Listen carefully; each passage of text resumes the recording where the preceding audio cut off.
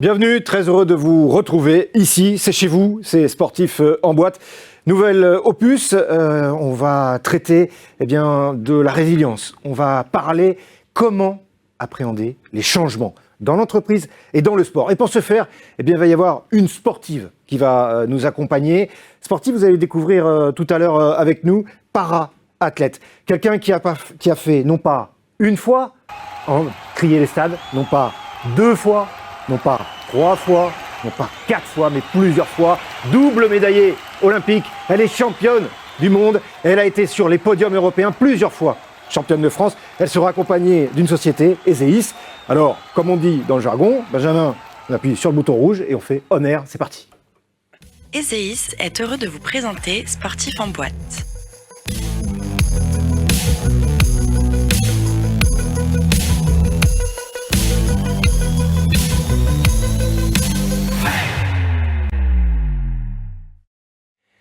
Voilà, je vous disais que la sportive, puisque c'est une femme qui sera avec nous, para-athlète, elle s'appelle Perle Bouge, très beau prénom s'il en est, palmarès exceptionnel, 46 ans, originaire de Rennes, 2 médailles, notamment lors des JO de Londres en 2012.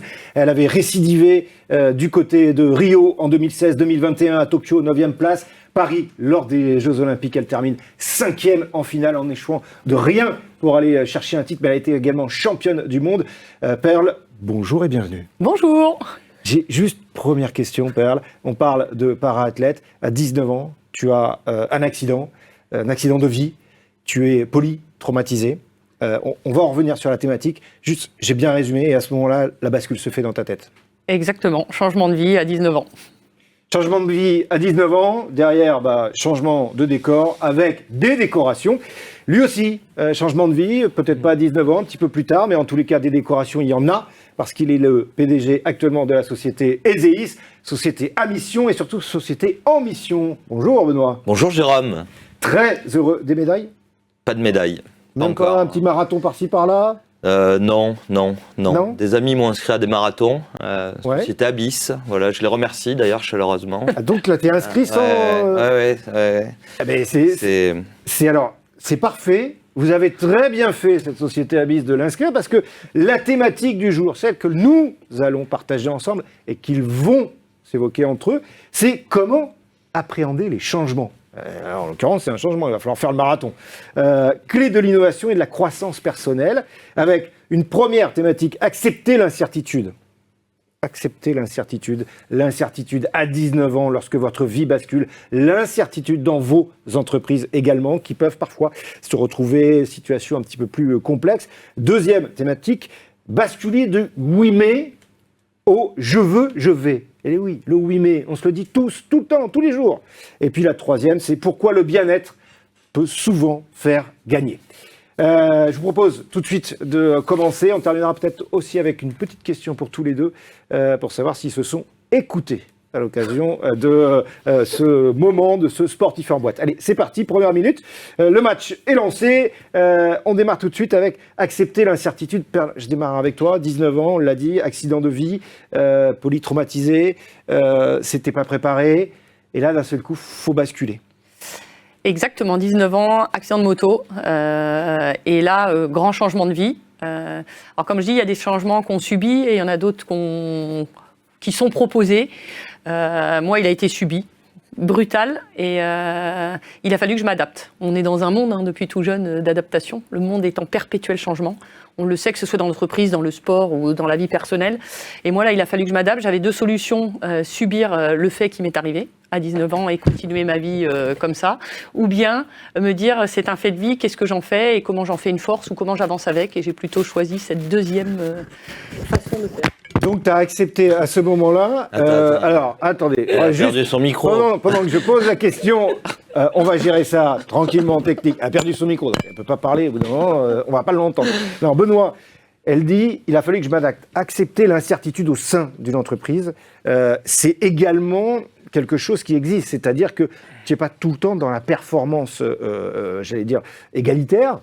Tu es obligé, à des moments, de dire à tes collaborateurs voilà. on peut être un peu là dans l'incertitude de tel contrat ou autre. Exactement.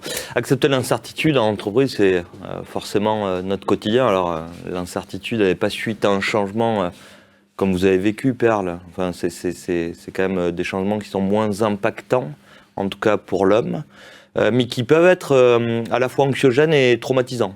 Anxiogènes parce que, on le sait, dans le cadre de l'incertitude, l'inconnu fait toujours beaucoup plus peur que le connu. Donc, il est important de gérer cette partie d'inconnu dans l'entreprise. Sinon, on laisse l'ensemble des collaborateurs à peu près s'imaginer le pire.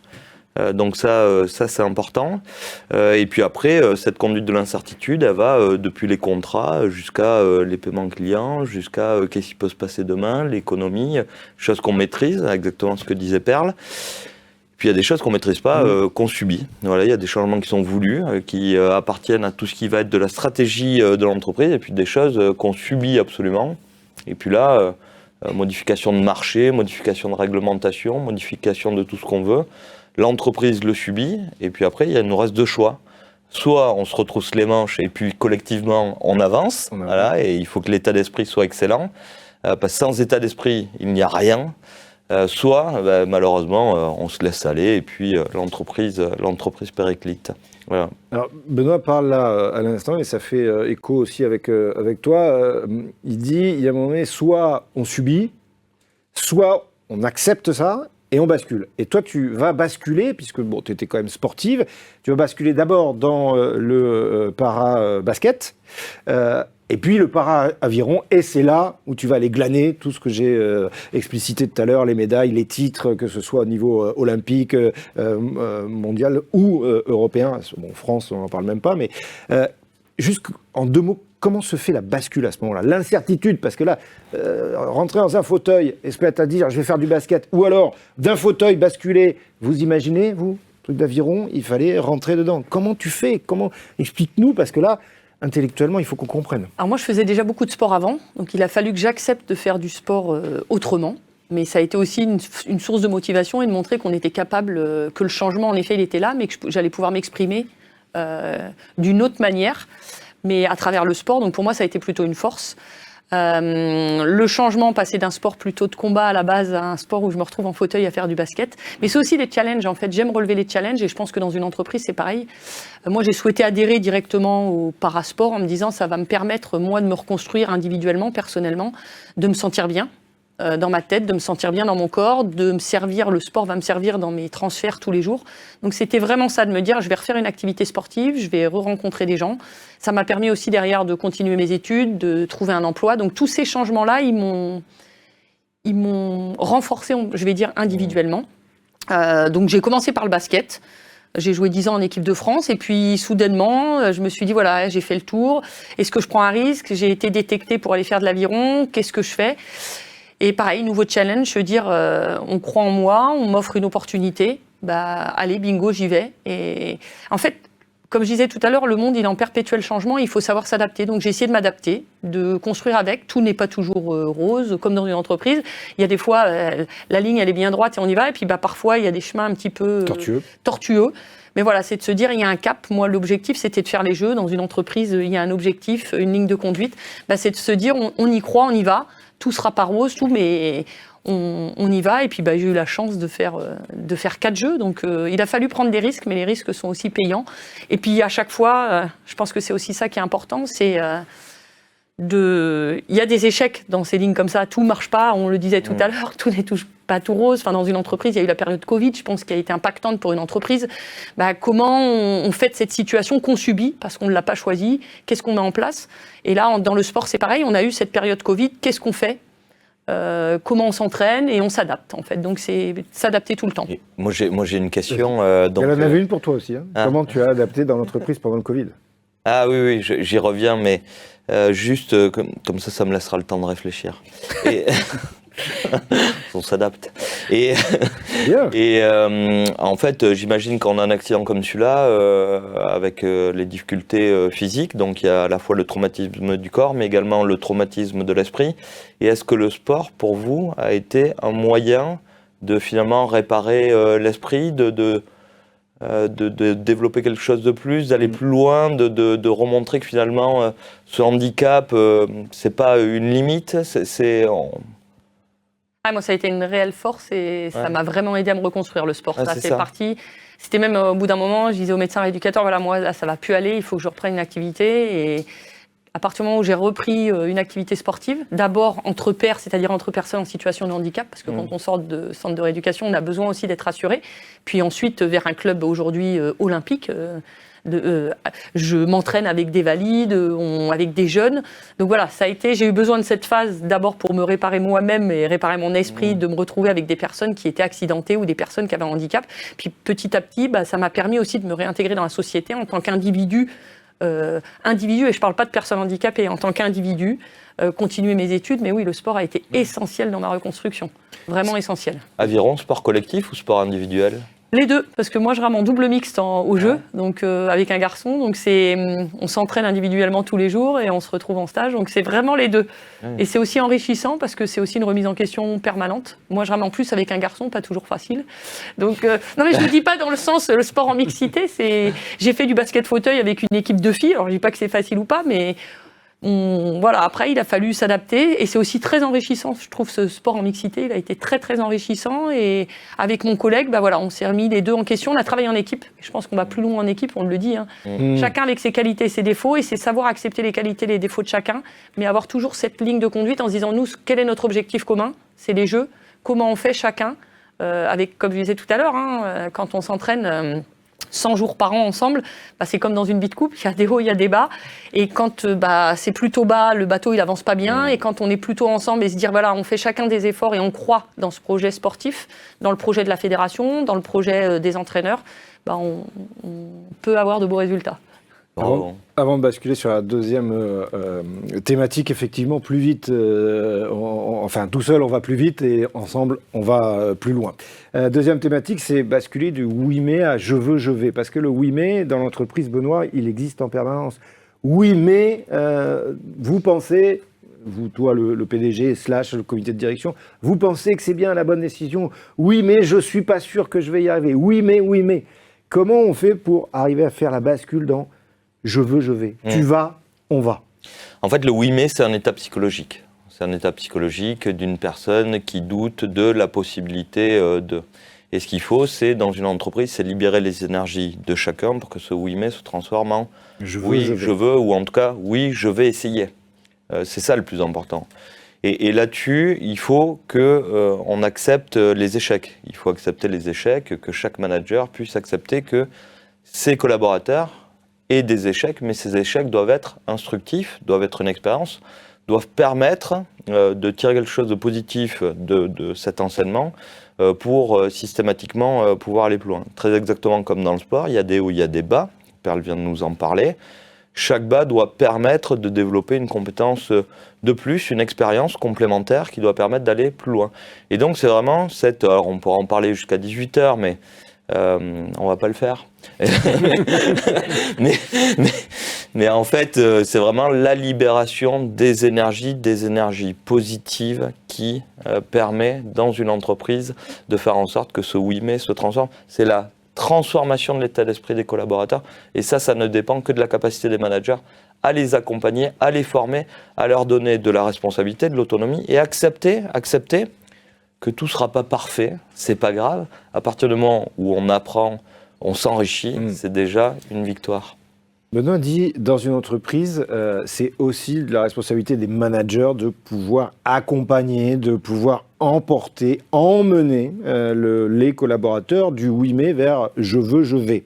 Est-ce que dans ton domaine, quand on tutoie comme ça les sommets du sport, du très haut niveau, il y a l'entraîneur également. Toi, en toute franchise, est-ce qu'à un moment donné, tu t'es retrouvé dans la position du oui mais ? Forcément, on s'y retrouve dans le oui mais je veux pas changer mon geste parce qu'aujourd'hui ça marche, oui mais je veux pas changer de bateau, je veux pas changer de coéquipier parce que je m'entends bien avec, on l'a tous, sauf que le oui mais c'est pour éviter les peurs, parce que oui mais c'est qu'on a certains freins, certaines peurs, on n'a pas trop envie de bousculer les choses qui fonctionnent. C'est comme dans une entreprise, quand on dit à quelqu'un, tu vas changer de bureau. Oui, mais là, je suis très bien. Et c'est juste la peur de changer de bureau, de changer d'étage parfois. On panique, la photo de la famille, elle va plus être à gauche, elle va être à droite, la fenêtre, elle va changer. Et les gens, en fait, c'est juste, on est dans une zone de confort. Le oui mais, c'est on va nous changer cette zone de confort. Et quand un entraîneur nous dit, là, on va changer. Oui, mais ça fonctionne bien aujourd'hui. Et comme on est dans une zone de confort, dans quelque chose qu'on maîtrise, on n'a pas forcément envie de changer ce qu'on maîtrise. Sauf que changer, c'est aussi progresser, c'est accepter que on puisse aller un peu en arrière pour ensuite aller de l'avant. C'est servir d'échec. À Tokyo, 9e place, on se dit, est-ce que je repars ? Pas forcément. En 2021. En 2021, voilà, on se dit, est-ce que je repars ? Ouais, mais bon, 9e, oui, parce que je vais pas rester sur un échec. Et pourquoi j'ai fait cet échec ? Et une remise en question personnelle, de l'environnement, une discussion avec les managers, comme dans une entreprise avec les entraîneurs, et comment reconstruire un projet pour que tout le monde, ça soit gagnant-gagnant. Pour la fédération, pour les entraîneurs, pour nous, et on repart comme ça. Mais je pense que c'est vraiment éviter de se dire, les peurs, elles existent. On vit tous avec des peurs, des craintes. Sauf que ce que je trouve ce qui est intéressant, et surtout dans le sport, c'est de se dire qu'on est maître de son destin. Il faut savoir prendre des risques. Parfois, ils sont payants, parfois pas. Qu'est-ce qu'on risque ? Dans le sport, on risque de perdre une médaille. Ok, on s'entraîne beaucoup, on va la perdre. Dans une entreprise, parfois, il y a quand même des moyens financiers un peu plus importants. Mais ça, c'est le rôle du manager. Le salarié, si le manager lui dit « vas-y », c'est que déjà, il y a une certaine confiance. Donc, il faut que moi, je conseillerais au salarié de se dire « allez, je fonce, on a confiance en moi. Donc, ok, moi, j'ai des craintes, mais on me fait confiance. Donc, allons-y. Peut-être qu'on régulera, peut-être qu'il y a des choses, mais je vais être accompagné pour faire le mieux possible mon métier, en fait. » Par rapport à ça, quand Perle dit « dans l'entreprise », c'est aussi finalement la confiance. Elle part du haut, elle est descendante. Est-ce qu'elle peut être montante aussi, c'est-à-dire des collaborateurs qui ne sont pas forcément managers ou en rôle de manager, mais qui ont une envie, une énergie? Est-ce que du coup, ça peut booster aussi en Complètement. Et donc ça, c'est extrêmement important. C'est que dans une entreprise, il y a des collaborateurs qui sont extrêmement dynamiques, qui sont pleins d'entrain et qui parfois partagent cet entrain avec leur manager ou même au-delà. Et sincèrement, oui, ça fait du bien. Oui, ça fait du bien ces choses-là parce que c'est une reconnaissance que nous avons. Et on a tous envie d'avoir de la reconnaissance. En fait, je connais personne qui n'a pas envie d'être reconnu pour ce qu'il fait, pour ce qu'il est, pour ses idées, toutes ces choses-là.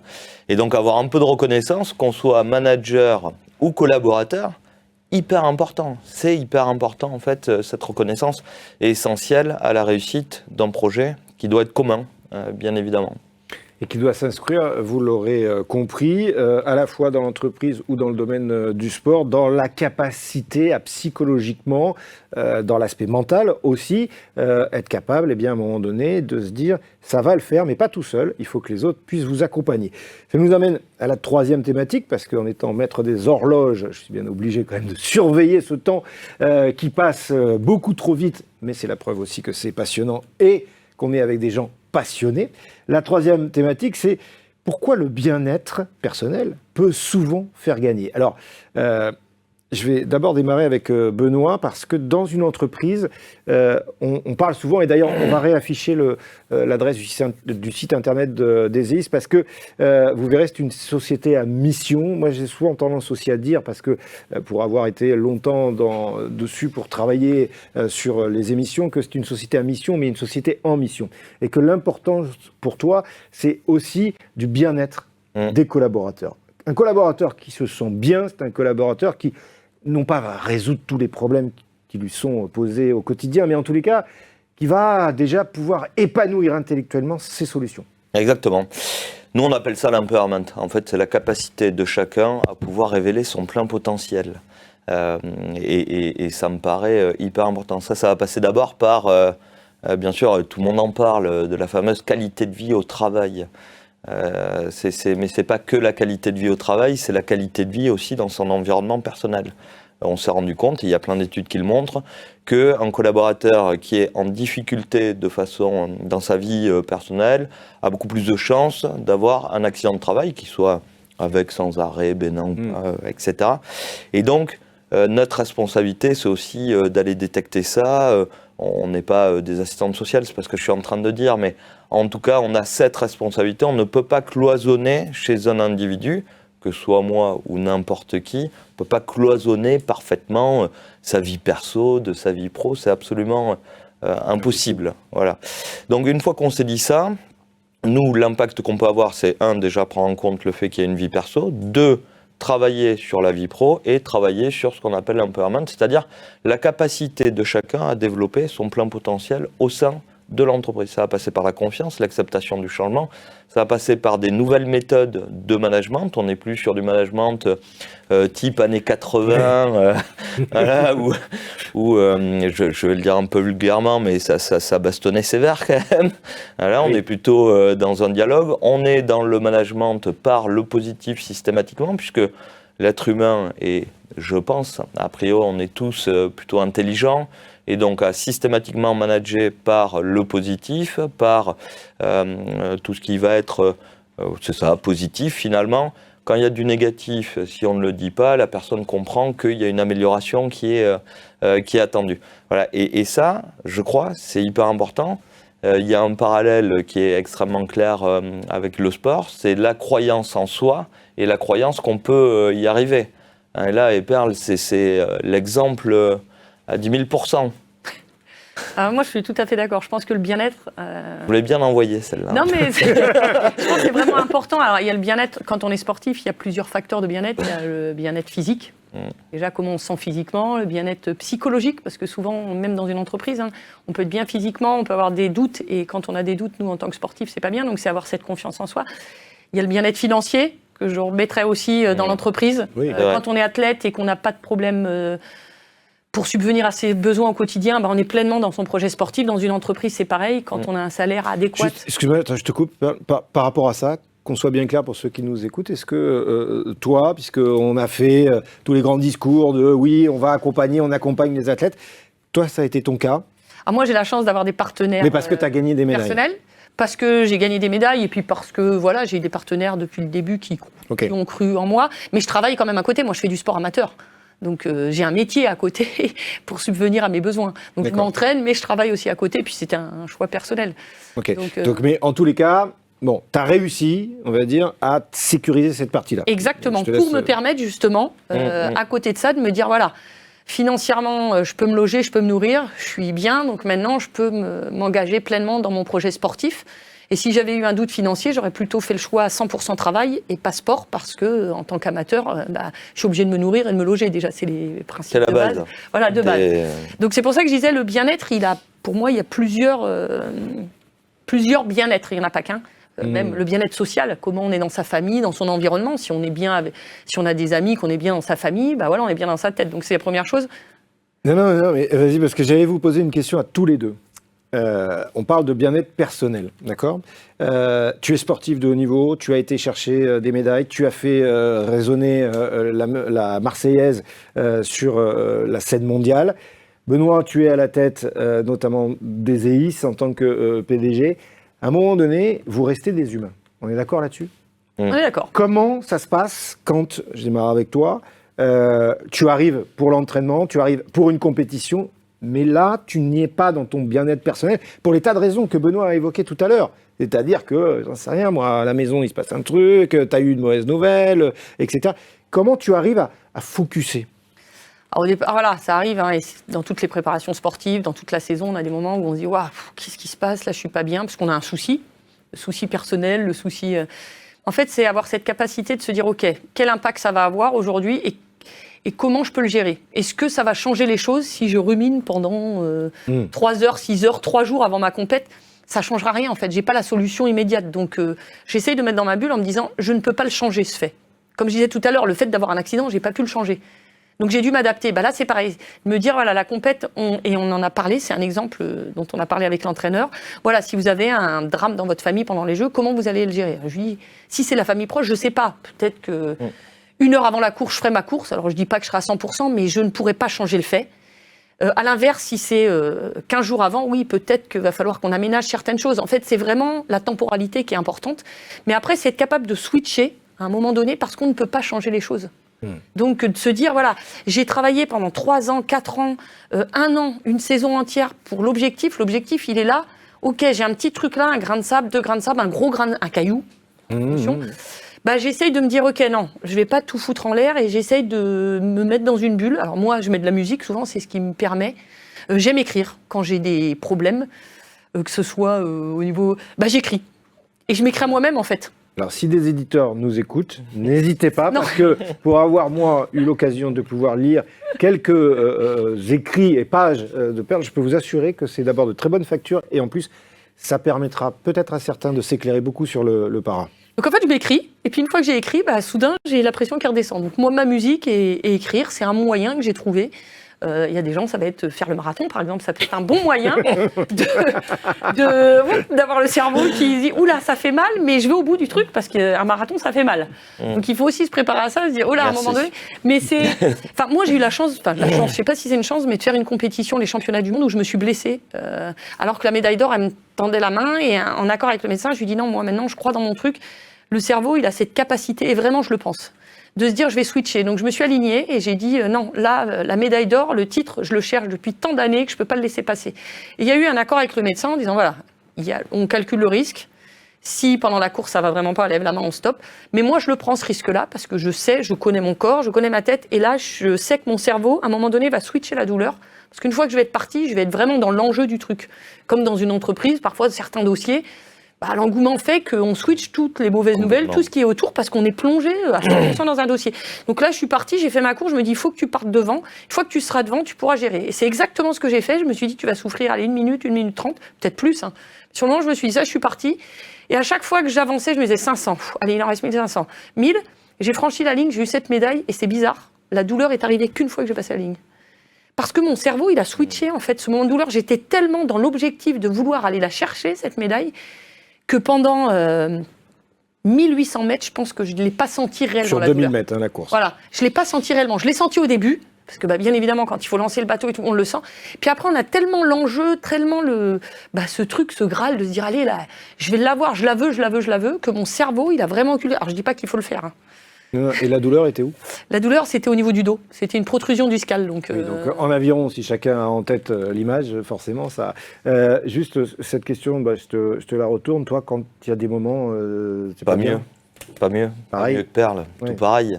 Et moi, je dis toujours, on avance, et on avance. Point. Voilà. Donc, on crée un environnement propice à la réussite et on met le problème de côté.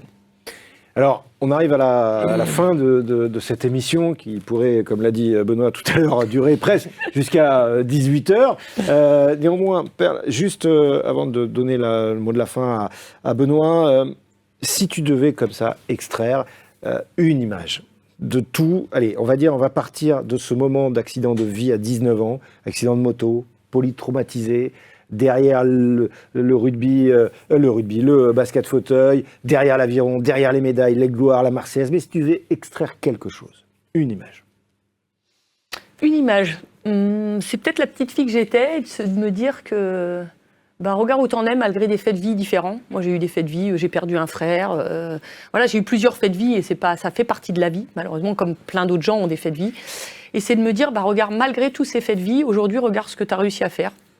Du sport, tu as réussi à avoir un métier, à construire des choses, sois fier de ce que tu as fait. Donc c'est vraiment ça que j'arriverai à extraire, et c'est peut-être ce fait de vie qui m'a permis aujourd'hui d'être qui je suis. Donc c'est-à-dire un drame presque, parce que c'est quand même un drame, un accident de la route, l'accident que j'ai vu, parce que c'est aussi un drame pour la famille, et je pense que c'est presque plus dur pour la famille que pour moi, et de me dire aujourd'hui, tu vois, malgré tous ces faits de vie, regarde ce que tu as réussi, qui tu as réussi à devenir, et dis-toi que la vie est belle. Et en fait, c'est vraiment ça. La vie est belle, croque-la à pleines dents, et c'est ça que je retiendrai. C'est croque-la à pleines dents. Benoît, pour finir avec toi, un témoignage comme celui de Perle, c'est un témoignage qui fait sens, qui fait écho, j'imagine, au sein d'une entreprise, demain, à la fois dans la relativité, dans la résilience aussi. En fait, merci Perle. Non, mais... c'est vrai, déjà c'est un honneur de pouvoir vous rencontrer aujourd'hui, donc merci de nous accorder un peu de temps. Ça c'est la première des choses, et puis c'est en fait vous êtes un exemple, parce que malgré tout ce que vous avez vécu, vous êtes là, quand on voit le parcours que vous avez, ce que vous avez réussi, ça nous permet de relativiser par rapport à nos petits problèmes du quotidien. Et on se dit, mais si elle arrive à croquer la vie à pleines dents, qu'est-ce que j'attends? Moi, j'essaie de le faire chaque jour, mais des fois, c'est vrai qu'on s'englue dans des petites difficultés et on se dit, mais c'est idiot. Donc, mille merci, c'est un enseignement qui est riche et inspirant, en tout cas. Effectivement, ça a été riche, inspirant, passionnant. Je vous ai dit que c'était des gens passionnés, donc il n'y avait pas de problématique là-dessus. On va se retrouver pour d'autres épisodes, bien évidemment, vous le savez, de Sportif en boîte, votre émission qui, depuis plus d'un an maintenant, vous accompagne les entreprises, les sportifs qui viennent, les deux se mélangent, les deux se racontent. Avant cela, je voulais qu'on se quitte, vous l'aurez compris finalement, entre ce que disait Perle, à un moment donné, faut tenter sa chance, il faut aussi y aller. C'est une phrase qui m'est revenue parce qu'il y a quelques jours, quelqu'un nous a quittés, Michel Blanc en l'occurrence. Oublie que tu n'as aucune chance, vas-y, fonce, on ne sait jamais, sur un malentendu, ça peut marcher. Michel, merci pour tout ce que tu as fait et merci à vous d'avoir été avec nous. Salut. ESEIS a été heureux de vous présenter Sportif en boîte.